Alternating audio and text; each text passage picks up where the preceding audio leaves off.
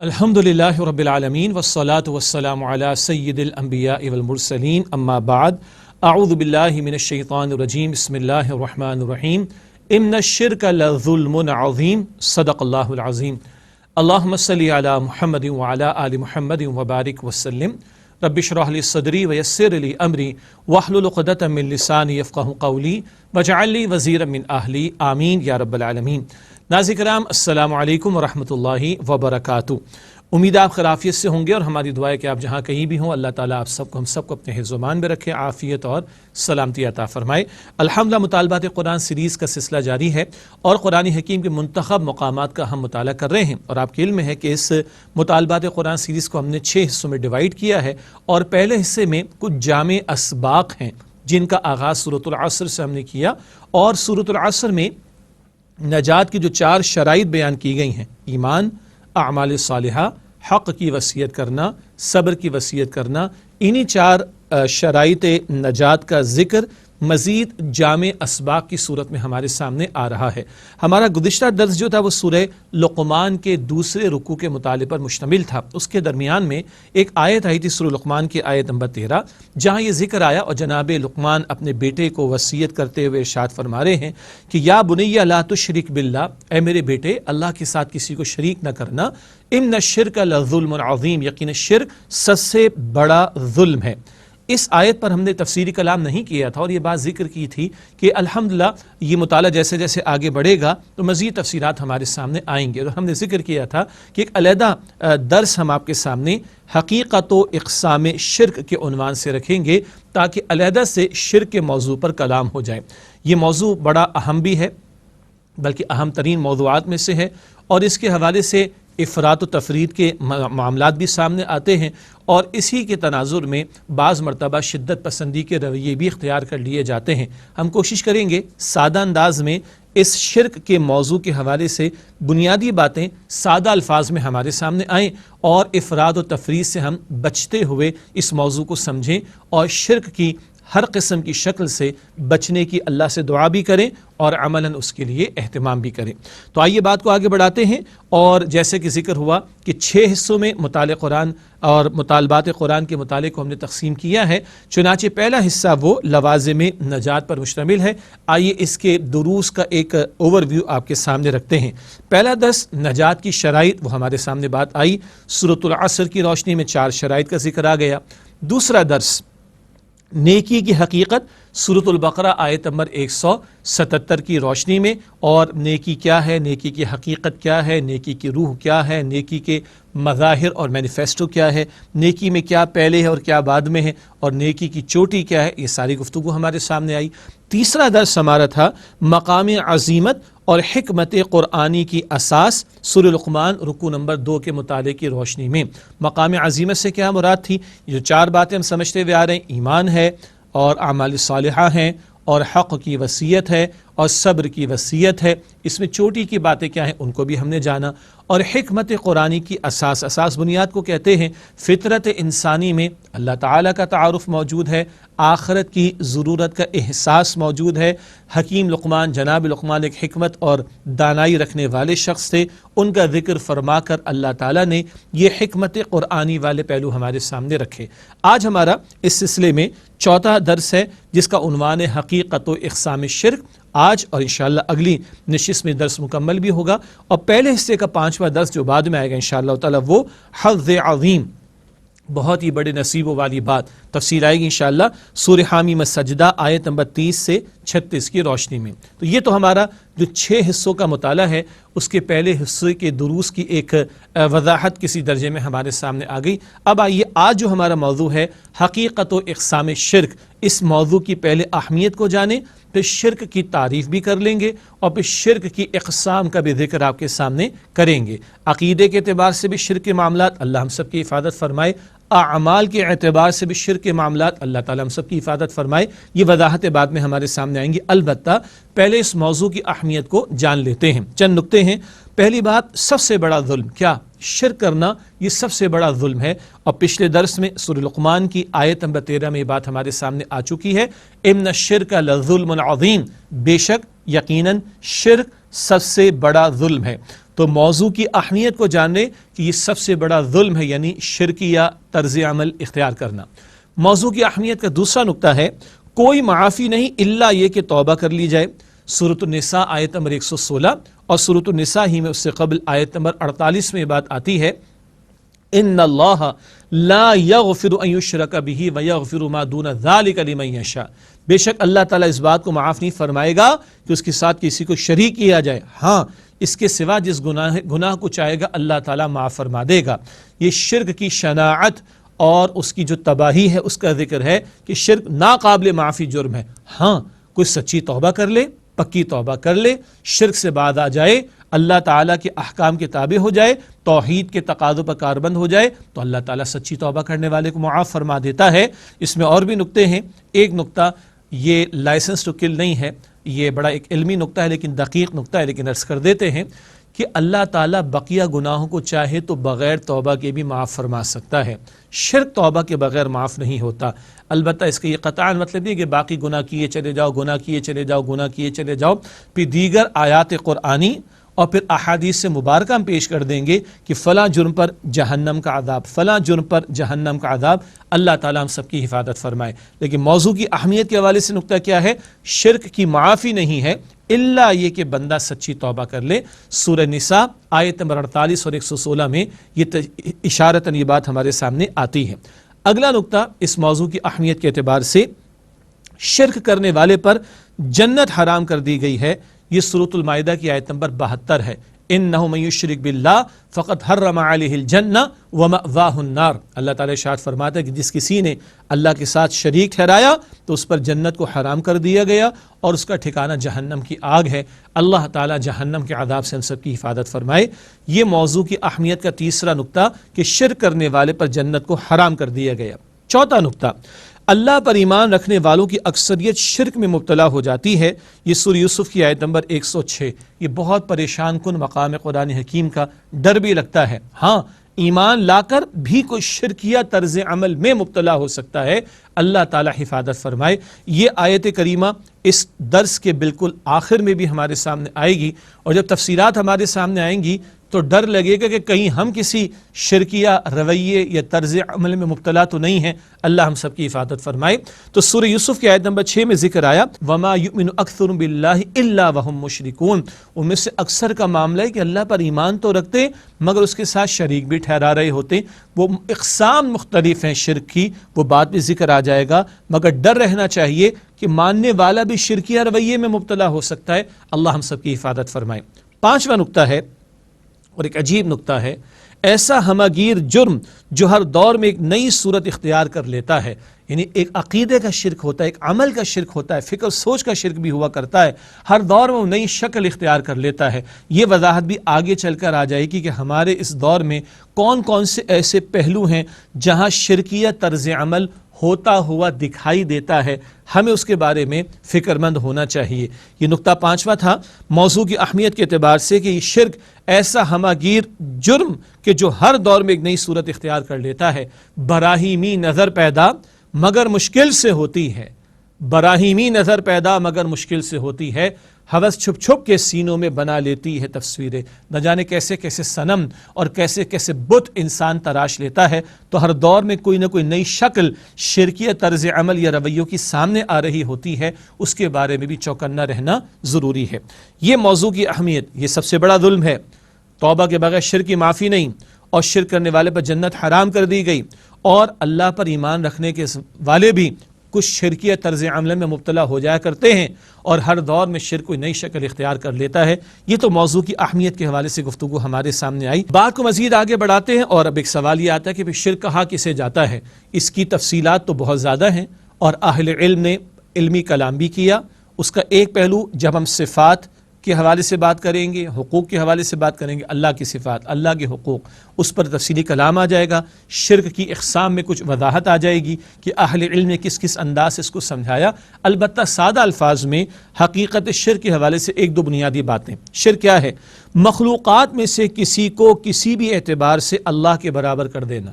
اللہ خالق ہے، باقی مخلوق ہے، مخلوق میں سے کسی کو کسی بھی اعتبار سے اللہ تعالیٰ کے برابر کر دینا، یہ شرک ہو جائے گا۔ اس کی تھوڑی وضاحت، مثلا اللہ سبحانہ وتعالیٰ کے ساتھ کوئی کمزوری وابستہ کر کے اسے اس کے مقام رفیع سے اتار کر مخلوقات کے برابر کر دینا. مقام رفیع، مقام بلند، اللہ تعالیٰ کے ساتھ معاذ اللہ، اور اس کو اس کے مقام بلند سے نیچے اتار کر مخلوق کے برابر کر دیا جائے.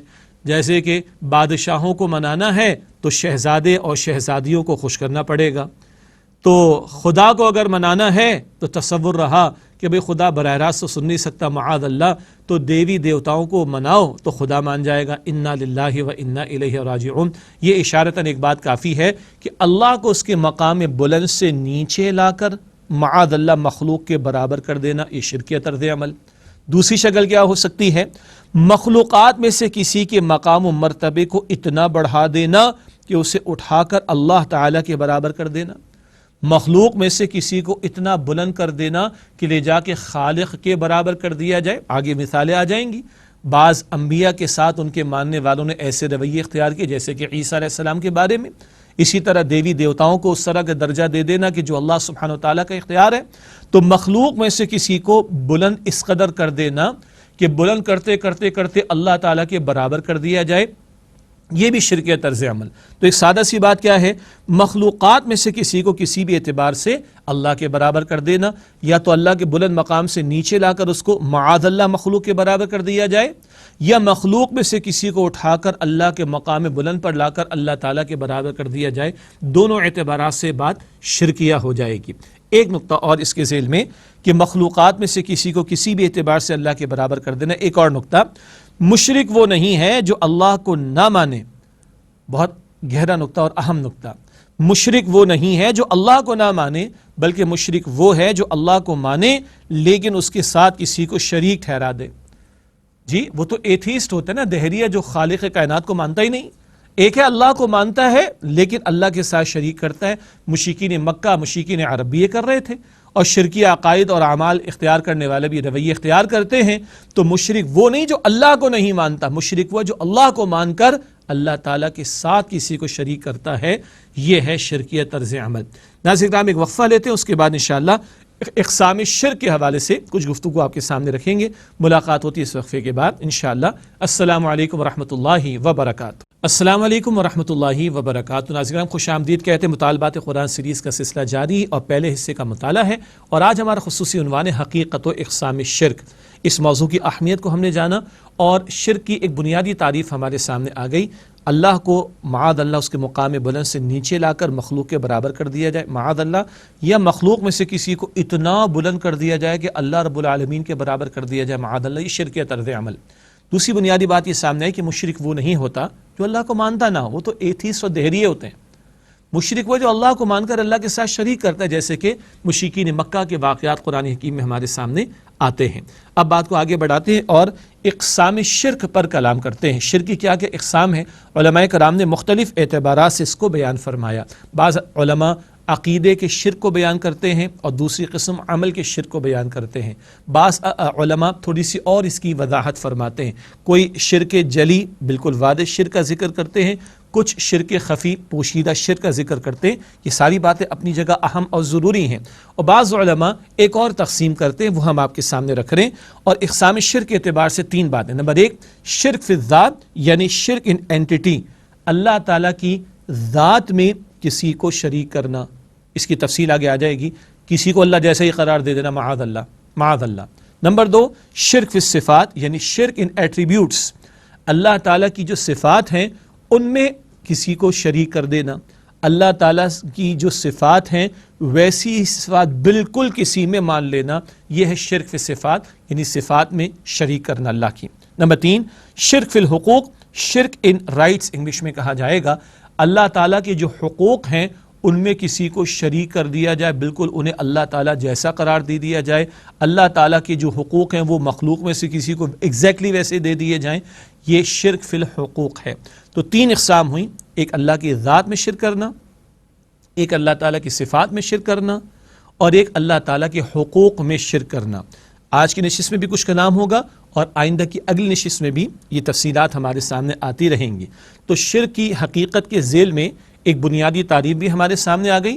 اب ہم شرک کی اقسام کو جاننے کی کوشش کر رہے ہیں، اور ان 3 اقسام کو تھوڑے وضاحت سے ہم آپ کے سامنے رکھیں گے۔ اللہ کی ذات میں شریک کرنا، اللہ تعالیٰ کی صفات میں شریک کرنا، اور اللہ تعالیٰ کے حقوق میں شریک کرنا۔ بات کو آگے بڑھاتے ہیں۔ سب سے پہلے شرک فی الذات، شرک ان اینٹیٹی جسے کہا جائے گا، اللہ تعالیٰ کی ذات میں شریک کرنا۔ آئیے اس پر ہم بات کرتے ہیں۔ جلی اور بدترین نیز اعتقادی اور شعوری شرک ہے۔ جلی کا مطلب ہوتا ہے واضح ہونا، جیسے وہ جب تجوید کی کلاسز ہوتی ہیں نا تو کہا جاتا ہے لحن جلی اور لحن خفی، ایک بالکل بڑی واضح غلطیاں وہ لحن جلی کی غلطی ہوتی ہے واضح، اور لحن خفی کی غلطی ہے کہ ذرا دھیمی ہلکی غلطیاں ہوتی ہیں، ان کو لحن خفی کہا جاتا ہے۔ تو جلی شرک کیا ہے؟ بالکل واضح قسم کا شرک۔ تو یہ جلی ہے اور بدترین بھی ہے، اور یہ اعتقادی اور شعوری شرک ہے۔ شعوری طور پر ایک شخص معاذ اللہ اس شرک کے اندر مبتلا ہو جایا کرتا ہے، اللہ ہم سب کی حفاظت فرمائے۔ آئیے اس شرک فی الذات کے حوالے سے کچھ تفسیرات آپ کے سامنے رکھتے ہیں۔ مخلوقات میں سے کسی کو اللہ قرار دے دینا معاذ اللہ، یا اللہ تعالیٰ کا ہم جنس قرار دے دینا، اللہ اکبر کبیرہ، کس قدر گھناؤنی سی بات محسوس ہو رہی ہے، مگر یہ حرکتیں کی ہیں لوگوں نے۔ حد تو یہ ہے کہ انبیاء علیہم السلام کو ماننے والوں نے بھی اس نوع کے شرک کا ارتکاب کیا ہے۔ دوبارہ عرض کرتا ہوں، مخلوقات میں سے کسی کو اللہ قرار دے دینا یا اللہ تعالیٰ کا ہم جنس قرار دے دینا معاذ اللہ، یہ ہے اللہ تعالیٰ کی ذات میں شرک کرنا۔ اس کی تھوڑی سی وضاحت اور پھر مزید وضاحت آپ کے سامنے رکھیں گے۔ نمبر 1، انبیاء یا الہامی کتب پر ایمان رکھنے والوں کا شرک۔ جنہوں نے انبیاء کو مانا، جنہوں نے الہامی کتابوں کو مانا، ان میں سے بھی کچھ لوگوں نے اس نوعیت کا شرک، اس کا ارتکاب کیا ہے کہ اللہ تعالیٰ کی ذات میں شریک کیا، کسی کو اللہ قرار دے دیا یا اللہ تعالیٰ جیسا اس کا ہم جنس قرار دے دیا معاذ اللہ۔ انبیاء کو ماننے والے، الہامی کتابوں کو ماننے والے، آپ کے ذہن میں مثال آ رہی ہوگی، آگے وضاحت ہم کر رہے ہیں انشاءاللہ تعالیٰ، انہوں نے بھی یہ حرکت کی ہے۔ نمبر 2، فلسفیانہ مذاہب کے پیروکاروں کا شرک۔ فلسفیانہ مذاہب کے ماننے والے جو اپنی عقل ہی کو استعمال کر کے کچھ اخذ کرنے کی، انفر کرنے کی کوشش کرتے ہیں، تو فلسفیانہ مذاہب کے پیروکاروں کا بھی شرک اس نوعیت کا رہا کہ خالق جیسا کسی کو قرار دے دینا معاذ اللہ، یا خالق کا ہم جنس کسی کو قرار دے دینا معاذ اللہ۔ یہ ہے شرک فی الذات، جو ان لوگوں میں سے بھی کچھ نے کیا جنہوں نے انبیاء علیہم السلام اور الہامی کتابوں کو مانا، اور ان لوگوں نے بھی کیا جو فلسفیانہ مذاہب کے پیروکار رہے ہیں۔ بات کو آگے بڑھاتے ہوئے اب یہ جو 2 قسم کے لوگ، انبیاء اور الہامی کتابوں کو ماننے والے، ان کا اللہ تعالیٰ کی ذات میں شریک کرنا، اور فلسفیانہ مذاہب کے پیروکاروں کا اللہ تعالیٰ کی ذات میں شریک کرنا، اس کی کچھ وضاحت آپ کے سامنے رکھ رہے ہیں۔ پہلی قسم شرک فی الذات، اسی کے تسلسل میں اگلی بات، انبیاء یا الہامی کتب پر ایمان رکھنے والوں کا شرک۔ یہودیوں اور عیسائیوں نے انبیاء کرام کو خدا کا بیٹا قرار دیا معاذ اللہ ثم معاذ اللہ۔ یہود نے عزیر علیہ السلام کو، نصارہ نے عیسیٰ علیہ السلام کو اللہ کا بیٹا قرار دیا، استغفر اللہ، معاذ اللہ ثم معاذ اللہ۔ یہ ہے اللہ کا ہم جنس قرار دینا، اللہ تعالیٰ جیسا قرار دے دینا۔ سمجھانے کے لیے مثال دینا ہوگی، انسان کا بیٹا انسان، گھوڑے کا بچہ گھوڑا، تو جب اللہ کا بیٹا قرار دے تو معاذ اللہ معاذ اللہ، اللہ ہی تو قرار دے دیا، استغفر اللہ۔ تو یہود نے بھی حرکت کی، عیسائیوں نے بھی حرکت کی ہے کہ انبیاء کرام کو اللہ کا بیٹا قرار دیا، جو کہ شرک فی الذات کی ایک بدترین شکل ہے، استغفر اللہ۔ نمبر 2، اسی کے ذیل میں مشرکین مکہ نے فرشتوں کو خدا کی بیٹیاں قرار دیا۔ جا بجا قرآن حکیم اس شرک کی نفی اللہ تعالیٰ نے فرمائی کہ اللہ تعالیٰ نے کسی کو اولاد کے طور پر اختیار نہیں کیا، نہ اس کو حاجت ہے، لم یلد ولم یولد، سورہ اخلاص میں اس کی وضاحت آتی، مگر مشرکین مکہ نے بھی اللہ تعالیٰ کے لیے مشرکین مکہ نے فرشتوں کو اللہ تعالیٰ کی بیٹیاں قرار دے دیا۔ تو الہامی کتابوں کو ماننے والے، انبیاء کو ماننے والے، انہوں نے بھی یہ حرکتیں کی۔ البتہ نبی مکرم صلی اللہ علیہ وآلہ وسلم اللہ تعالیٰ کے آخری رسول ہیں، قرآن حکیم اللہ تعالیٰ کی آخری کتاب ہے، اس سارے تصور کا راستہ بالکل بند کر دیا گیا۔ اس اعتبار سے اللہ تعالیٰ کی جو رحمت ہے امت محمدیہ پر صلی اللہ علیہ وسلم، آئیے اس کا ذکر آپ کے سامنے رکھیں۔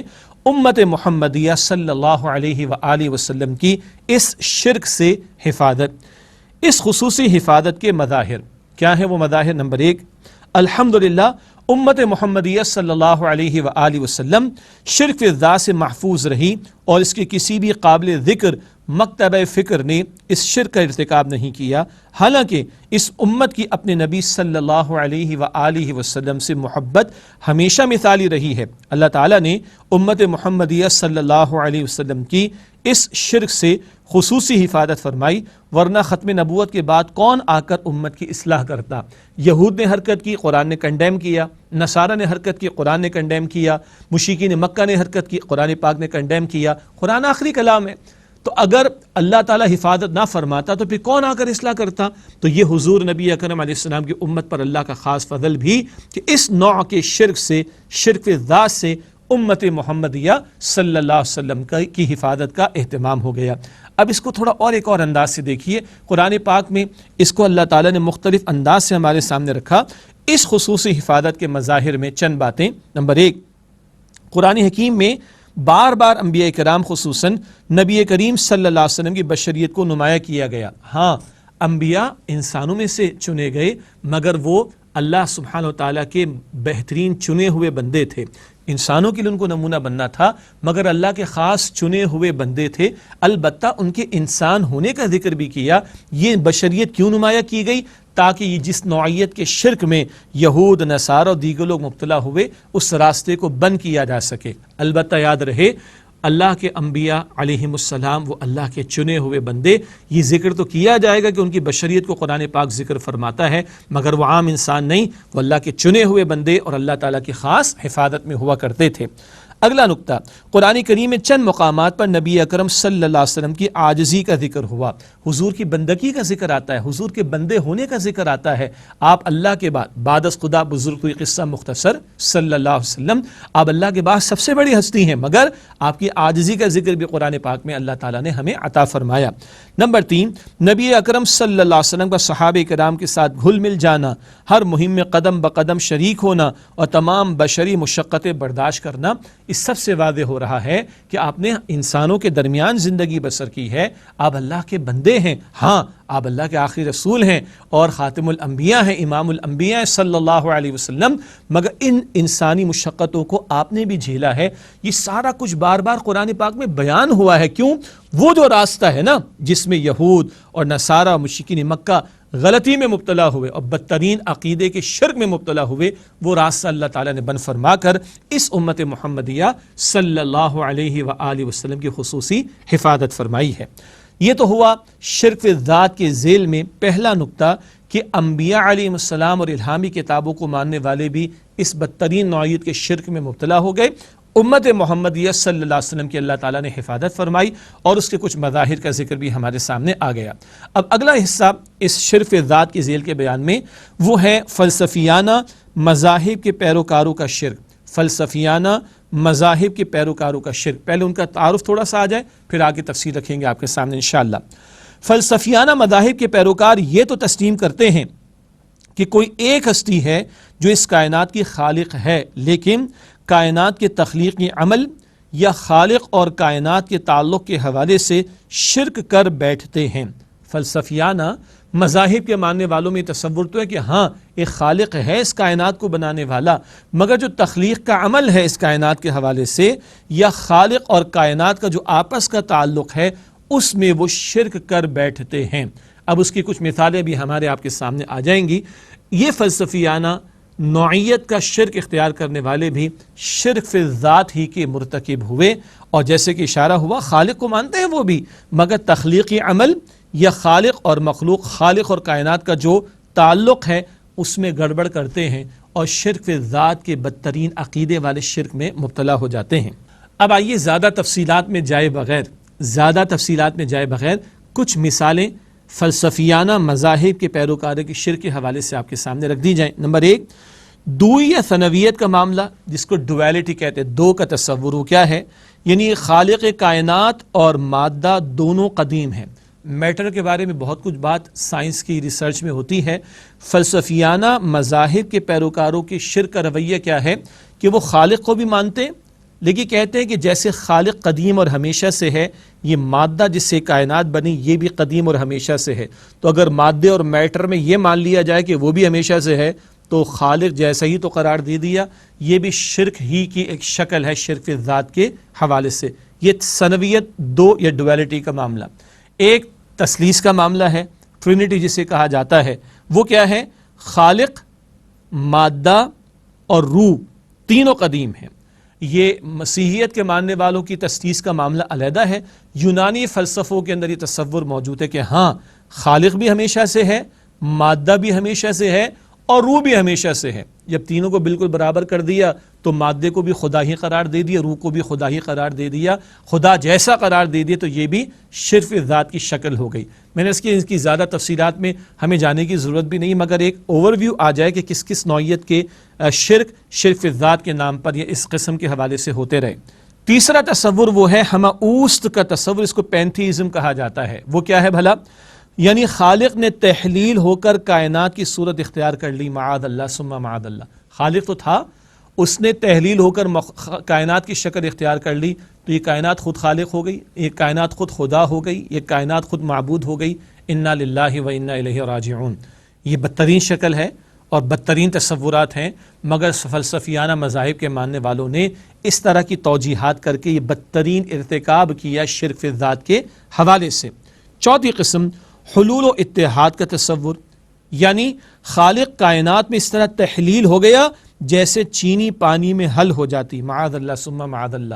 کہیں کسی نے کہا کہ کائنات ہی کی شکل خالق نے اختیار کر لی، اور کہیں کہا کہ خالق کائنات میں اس طرح تحلیل ہو گیا جیسے چینی پانی میں حل ہو جاتی. تو پانی بھی ہے اور پانی کے اندر خالق خود حل ہو گیا. انا للہ و انا الیہ راجعون. یعنی پھر وہی کائنات اور خالق ایک ہی شے ہو گئی. یہ بھی بدترین تصور ہے شرف ذات کے اعتبار سے. اور آخری اس کی مثال اوتار کا عقیدہ، گاڈ انکارنیشن، یعنی خالق کائنات بنا کر کسی انسان میں حلول کر گیا. یہ مسیحیت کے ماننے والوں کا بھی تصور ہے، یہ ہندو مت کے ماننے والوں کا بھی تصور ہے، اور یونانی فلسفوں کے ماننے والوں کی بھی تصورات. یہ فلسفیانہ مذاہب کے پیروکاروں کے شرک کی ایک اور قسم. عجیب لگ رہا ہے نا، بڑی گھن آتی ہے اس طرح کے تصورات سے، مگر یہ حرکتیں رہی ہیں فلسفیانہ مذاہب کے پیروکار قسم کے لوگوں میں. باقی ان کی زیادہ تفصیلات کی یہاں پر حاجت بھی نہیں ہے اور نہ کوئی اس کا ہمیں عملاً فائدہ ہے. بس ایک اوور ویو دینا مقصود تھا کہ شرک فی ذات ان لوگوں نے بھی کیا جو الہامی کتاب اور انبیاء کے ماننے والے تھے، اور شرک فی ذات ان لوگوں نے بھی کیا جو فلسفیانہ مذاہب کے پیروکار رہے ہیں. یہاں ناظرین ایک وقفہ لیتے ہیں اور اس کے بعد گفتگو آغاز اس کا ہم کریں گے، وہ ہے شرک فی الصفات کے حوالے سے. ایک وقفہ لیتے اس کے بعد انشاءاللہ ملاقات ہوتی ہے. السلام علیکم ورحمۃ اللہ وبرکاتہ. السلام علیکم ورحمۃ اللہ وبرکاتہ. ناظرین خوش آمدید کہتے ہیں آپ کو، اور مطالبات قرآن سیریز کا سلسلہ جاری، اور آج ہمارا موضوع ہے حقیقت و اقسام الشرک. تھوڑا بھاری موضوع ہے، اور کچھ دیر پہلے جو باتیں ہو رہی تھیں وہ فلسفیانہ مذاہب کے ماننے والوں کا بدترین شرک. بس یہ ایک نو ہاؤ کے لیے تھا، ایک بنیادی تصور کے لیے کہ کس کس طرح کی بد اعتقادیاں انسانیت میں رہی ہیں. اللہ تعالیٰ ہم سب کی شرک کی ہر شکل سے حفاظت فرمائے. ہم نے 3 اقسام سمجھنی ہے شرک کی. ایک ہو گئی شرک فی ذات، اللہ تعالیٰ کی ذات میں شریک کرنا، کسی کو اللہ تعالیٰ جیسا قرار دے دینا معاذ اللہ، کسی کو خدا قرار دے دینا معاذ اللہ، یا اللہ تعالیٰ جیسا اس کا ہم جنس قرار دے دینا، یہ وضاحت ہو گئی. اب دوسری قسم ہے شرک فی الصفات، اس کا مطالعہ شروع کر رہے ہیں. شرک فی الصفات یعنی اللہ تعالیٰ کے ایٹریبیوٹس میں، اللہ تعالیٰ کی صفات میں شریک کرنا. یہ کس نوعیت کا شرک ہے؟ یہ خفی پوشیدہ نوعیت کا اور علمی نوعیت کا، نیز غیر شعوری شرک ہے. ایک ہوتا ہے شعوری، آدمی سوچ سمجھ کر شعوری کانشیسلی کر رہا ہوتا ہے، اور ایک غیر شعوری طور پر ہو جاتا ہے، احساس بھی نہیں ہوتا، تو اس کے لیے احساس کرنا پڑے گا. تو یہ خفی قسم کا ہے. پہلا کیا تھا؟ جلی، بالکل گھناؤنا واضح قسم کا شرک تھا. یہ خفی قسم کا ہے، علمی نوعیت کا ہے، اور یہ غیر شعوری طور پر یہ شرک پیدا ہو جاتا ہے. اللہ ہم سب کی حفاظت فرمائے. کیا وجہ ہوتی، اس کا سبب کیا ہوتا ہے؟ ایک فارمولا ہمارے سامنے آ رہا ہے جو کئی اہل علم نے بیان فرمایا، اور آگے تھوڑی وضاحت ہوگی. ہمارے استاد ڈاکٹر اسرار احمد صاحب رحمۃ اللہ علیہ نے بھی بیان فرمایا، اور کئی علماء کرام کے سامنے رکھا، ان سب نے تحسین فرمائی کہ ہاں اگر یہ فارمولا کلیئر ہو تو ہم انشاءاللہ تعالی اللہ کی توفیق سے اس نوعیت کے شرک سے بچ سکیں گے. سبب کیا ہوتا ہے، اس کا ریزن کیا ہوتا ہے، اس کی وجہ کیا ہوتی ہے؟ اللہ تعالی اور مخلوق کی صفات کے لیے مشترک الفاظ کا استعمال. ہم کیا کریں، ہماری وکیبلری محدود ہے، تو بعض مرتبہ ایک ہی لفظ اللہ تعالیٰ کے لیے بھی استعمال ہوتا ہے، ایک ہی لفظ مخلوق کے لیے بھی استعمال ہوتا ہے۔ یہ مشترکہ استعمال کی وجہ سے کنفیوژن کبھی ہو جاتا ہے، غیر شعوری طور پر ایک شرکیہ رویے کی طرف پیش قدمی شروع ہو جاتی۔ تو سبب کیا ہے؟ وہ ہے اللہ تعالیٰ اور مخلوق کی صفات کے لیے مشترک الفاظ کا استعمال۔ بنیادی اصول سمجھنے کا کیا ہے اس تعلق سے تاکہ ہم اس سے بچ سکیں؟ تو سورہ شورى کی آیت نمبر 11 میں ذکر ہے لیس کمثلہ شیء، اس کی تو مثال کی مانند بھی کوئی شے نہیں۔ اللہ اللہ ہے، خالق ہے، مخلوق مخلوق ہے، اللہ کا کوئی میچ نہیں مخلوق سے، مخلوق کا کوئی میچ نہیں اللہ سبحانہ وتعالیٰ سے۔ اور ولم یکن لہ کفوا احد، سورہ اخلاص میں ہیں کوئی ایک بھی اس کا جیسا اس کے ہمسر نہیں ہے۔ تو پہلی اصولی بات کیا ہے کہ بنیادی اصول یہ ہے کہ اللہ کی مثال کی مانند بھی کوئی شے نہیں۔ شرک و صفات کے حوالے سے اگلا نقطہ جو ہے سمجھنے کا وہ ایک انالیسز ہے، اور وہ ہے 3 حقائق کے حوالے سے۔ اگر وہ سامنے رہیں گے تو اس نوع کے شرک سے انشاءاللہ اللہ تعالی ہماری حفاظت فرمائے گا۔ وہ کیا ہے بھلا؟ 3 حقائق پیش نظر رہیں تو اس شرک سے حفاظت ہو سکتی ہے۔ یہ بڑا پیارا اصول ہے اور اہل علم نے بیان فرمایا، استاد محترم ڈاکٹر اسرار صاحب رحمۃ اللہ علیہ نے ذکر فرمایا، اور کئی مکاتب فکر کے اہل علم نے اس کی تحسین بھی فرمائی کہ یہ فارمولہ اگر ہمارے سامنے رہے تو انشاءاللہ ہمیں یہاں کنفیوژن نہیں ہوگی۔ وہ کیا ہے بھلا؟ اللہ تعالیٰ کی صفات اور مخلوق کی صفات۔ 3 نقطے بنیادی طور پر سمجھنے کے۔ نمبر 1، اللہ تعالیٰ کی صفات ذاتی ہیں، اس کی اون ہیں۔ مخلوق کی عطائی ہیں، گرانٹڈ ہیں۔ مخلوق کے پاس جو کچھ ہے اس کا اپنا نہیں ہے، وہ اللہ کا عطا کردہ ہے۔ نمبر 2، مطلق ہیں اللہ تعالیٰ کی صفات، یعنی پرفیکٹ اور انفائنائٹ ہیں، مکمل ہیں بالکل۔ مخلوق کا معاملہ کیا ہے؟ محدود یعنی لمیٹڈ ہے۔ کبھی دماغ بڑا اچھا کام کر رہا ہے، بڑھاپے میں ختم، کبھی علم ہے کبھی علم نہیں ہے، کبھی ہاتھ میں طاقت ہے کبھی طاقت نہیں ہے، جواب دے دیا جسم نے، اللہ اکبر کبیرہ۔ اللہ کے ساتھ ایسا کوئی معاملہ نہیں ہے۔ اللہ کی صفات مطلق ہیں، ایبسلیوٹ ہیں، اور مخلوق کی صفات لمیٹڈ ہیں، محدود ہیں۔ تیسرا نقطہ، قدیم، ایٹرنل ہیں۔ اللہ کی صفات ہمیشہ سے ہمیشہ رہیں گی۔ مخلوق کی کیا ہیں؟ حادث و فانی، یہ فلسفے کی اصطلاحات ہیں۔ حادث وقتی طور پر فانی، ختم ہو جانے والی، اور ارتقاء پذیر۔ ایک بچے کا میتھمیٹکس بہت اچھا ہوتا ہے لیکن جب وہ بڑھاپے میں جاتا ہے چھٹی ہو جاتی۔ ایک خاص ماحول میں، ایک خاص ایج میں، ایک خاص مصروفیت میں، ایک خاص ہماری صلاحیت بہت زبردست اس کا استعمال ہو رہا ہوتا ہے، وہ انوائرمنٹ ختم، وہ ایج چلی گئی، وہ مصروفیت ختم ہو گئی، سب کچھ ختم ہو جاتا ہے۔ اللہ کے ساتھ ایسا کوئی معاملہ نہیں ہے۔ بندوں کی کیا ہے؟ مارٹل اور ایوالونگ ہیں، اللہ کی ایٹرنل ہیں۔ تو سادہ سی بات، اللہ کی صفات ذاتی، مخلوق کی عطا کردہ ہیں۔ اللہ کی صفات مطلق، ایبسلیوٹ، مکمل، مخلوق کی محدود ہیں۔ اللہ کی ہمیشہ سے ہمیشہ رہیں گی، کوئی اونچ نیچ کا معاملہ نہیں، کم زیادہ ہونے کا معاملہ نہیں۔ مخلوق کی حادث ہے، وقتی طور پر ہے، اونچ نیچ ہوتی ہے، کمی بیشی ہوتی، اور ختم ہو جائے، بندہ ختم ہو جائے گا اس کی صفات بھی ختم ہو جائیں گی۔ اگر یہ فرق رہے تو ہم شرک فی صفات کے شرک سے انشاءاللہ بچ سکیں گے۔ ایک اور ٹیکنیکل بات ہے جو اہل علم نے بیان فرمائی، وہ یہ ہے کہ اللہ تعالیٰ کی 6 بنیادی صفات جن کے حوالے سے شرک کا امکان پیدا ہوتا ہے۔ کیسے امکان پیدا ہو جاتا ہے؟ جو بات پہلے آئی تھی کہ سبب کیا ہے شرک فی صفات کا؟ مشترک الفاظ، اللہ کے لیے بھی ایک لفظ، یہ صفت کے لیے ایک لفظ استعمال ہو رہا ہے، اللہ کی بندے کے لیے بھی استعمال ہو رہا ہے، کنفیوژن آ سکتا ہے۔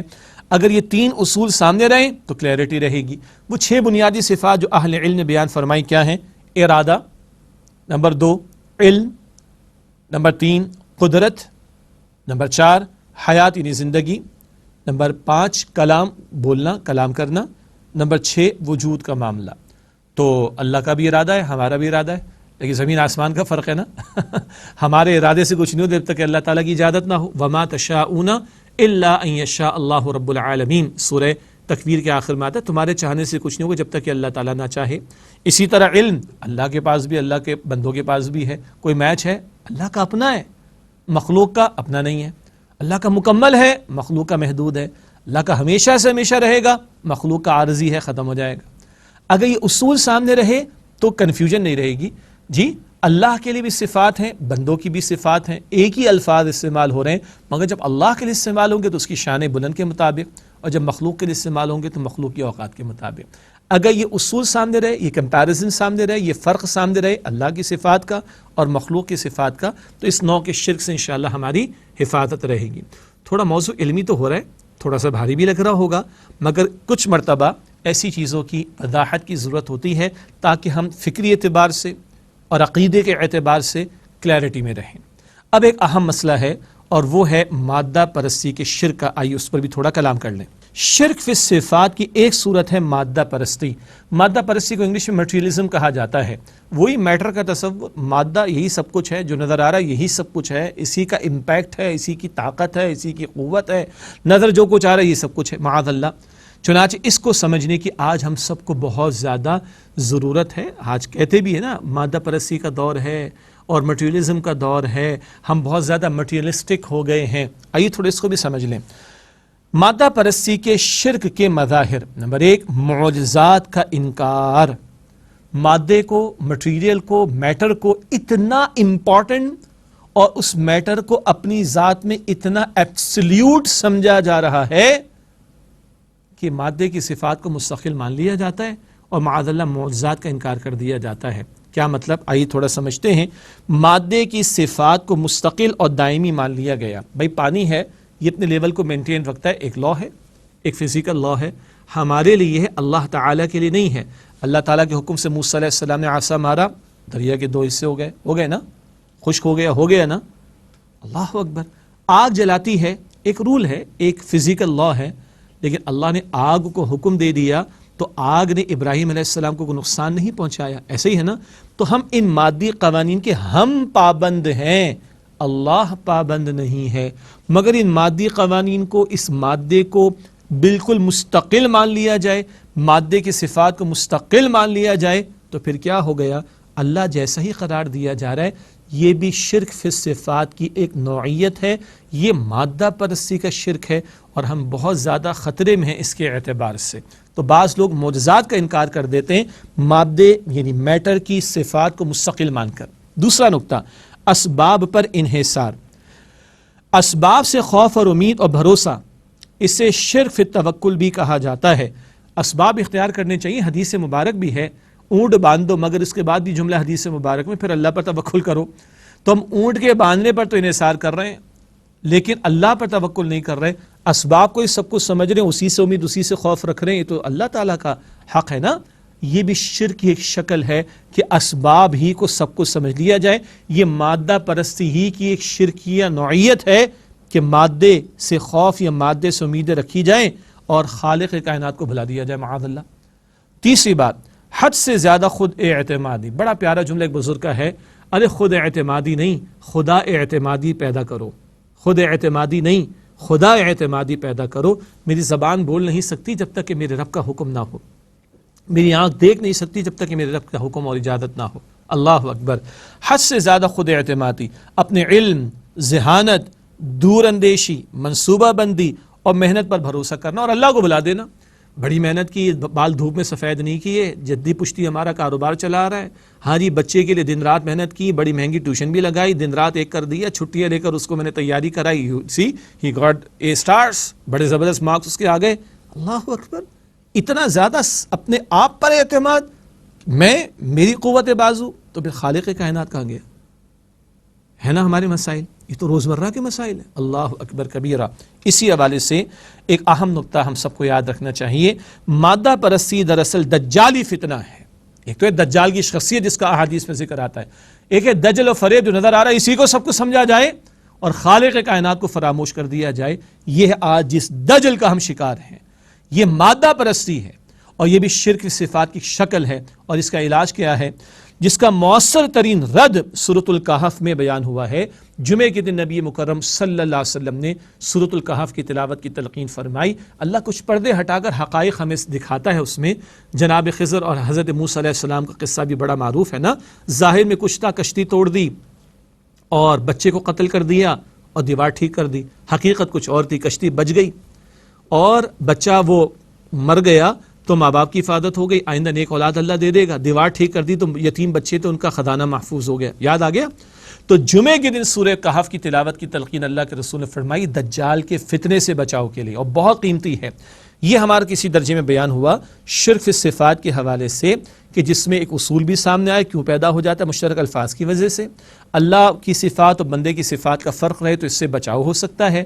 کچھ صفات اللہ تعالیٰ کی ایسی ہیں کہ جن کے حوالے سے کچھ کنفیوژن ہو جاتی ہے علمی فکری، اگر یہ اصول سامنے رہے تو اس سے ہم بچ جائیں گے۔ اور ایک مادہ پرستی کا شرک بھی ہے جو اسباب کو ہی سب کچھ سمجھ کر مسبب الاسباب کو فراموش کر دینے کا نتیجہ نکلتا ہے، اور اس کا توڑ سورہ کہف کی تلاوت کے ذریعے حضور نے ہمیں بتایا کہ جمعے کے دن اس کا اہتمام کیا جائے تاکہ دجال کے فتنے سے ہماری حفاظت ہو سکے۔